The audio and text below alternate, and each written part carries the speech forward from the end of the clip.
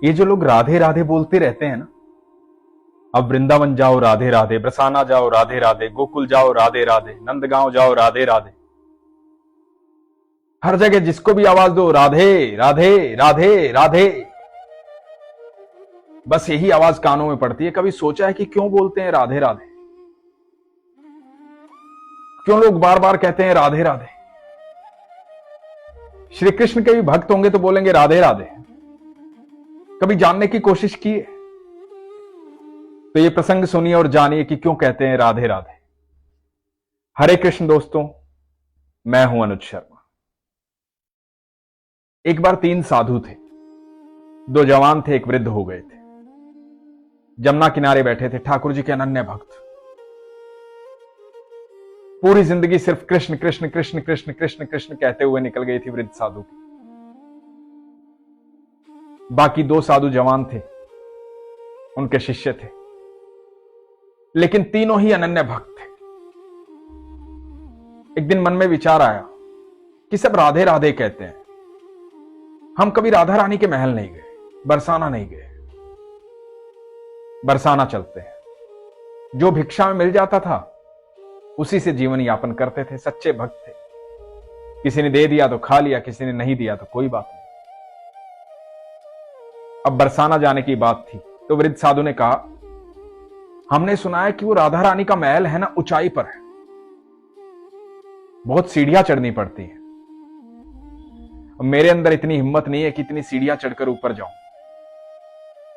मैं तो यहीं से राधा रानी की मानसिक पूजा कर लूं, लेकिन तुम लोग जाकर जरूर आओ, तुम राधा रानी से मिलकर आओ।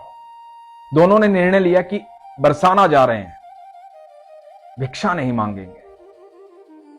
भिक्षा इसलिए नहीं मांगेंगे क्योंकि वो तो राधा रानी का घर है, वहां तो राधा रानी का महल है, और हम तो ठाकुर जी के भक्त हैं। तो दोनों साधु बरसाना की तरफ चल पड़े। चलते चलते बहुत देर हो गई, भूख भी लगी थी। अब कोई देता था कुछ तो खा लेते थे, नहीं तो नहीं खाते थे।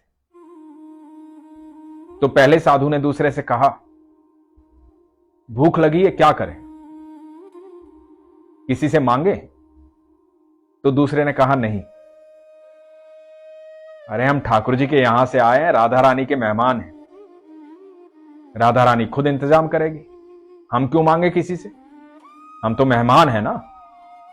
तो चलो राधा रानी से मिलते हैं, देखते हैं क्या होता है। तो राधा रानी के महल के पास पहुंचे, सीढ़ियां चढ़ी, थक गए थे, ऊपर पहुंचे। ऊपर पहुंच के राधा रानी के दर्शन किए। भूख जोरों की लगी थी, लेकिन कहीं कुछ मिला ही नहीं और किसी ने कुछ दिया ही नहीं। राधा रानी के दर्शनों से तृप्त हो गए, मन प्रसन्न हो गया, आनंद आ गया। पहली बार राधा रानी को देखा। राधा रानी की अटारी पर जाकर के हर किसी को सुकून मिलता है।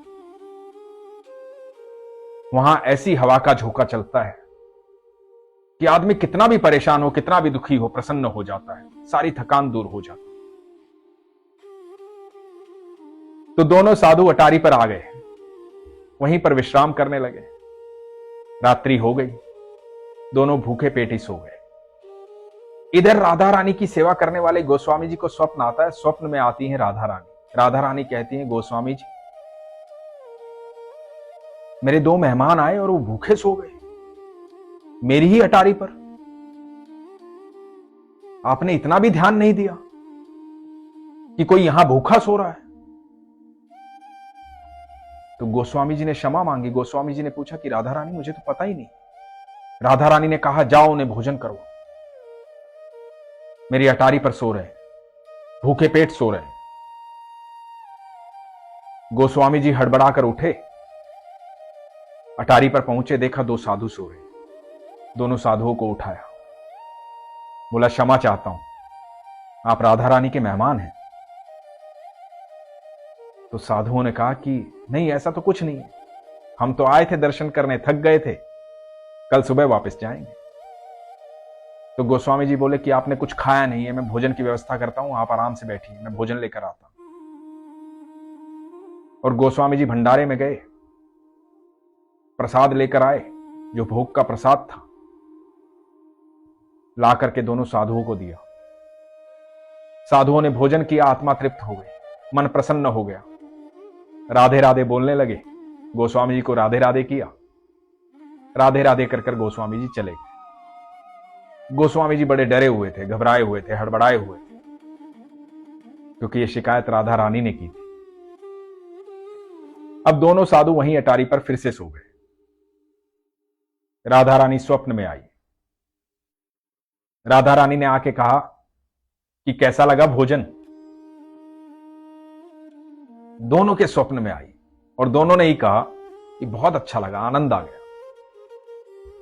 मेहमान हो ना मेरे, ठाकुर के यहां से आए हो, कृष्ण के यहां से आए हो, भोजन में आनंद आया ना,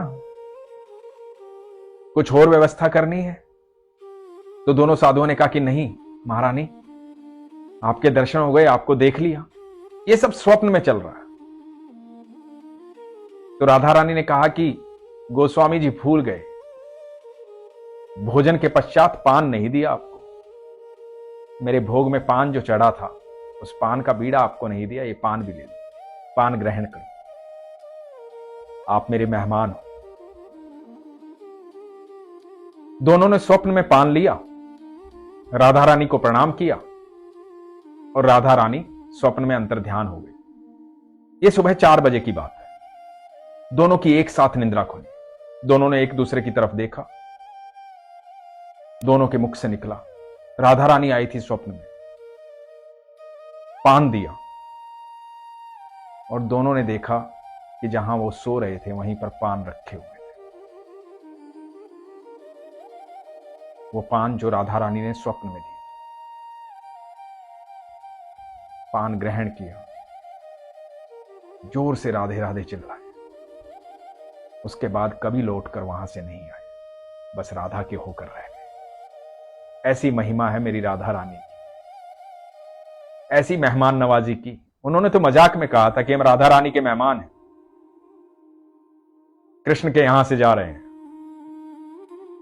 लेकिन राधा रानी तो राधा रानी है, सबको उतना ही प्रेम करती है, उसे सब सुनाई देता है, सब दिखाई देता है।